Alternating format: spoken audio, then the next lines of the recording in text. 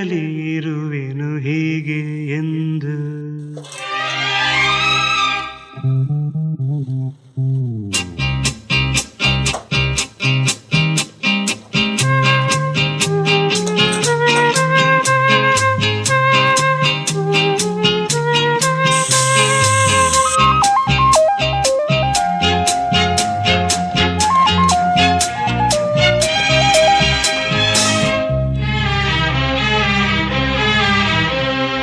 ಜೊತೆಯಲಿ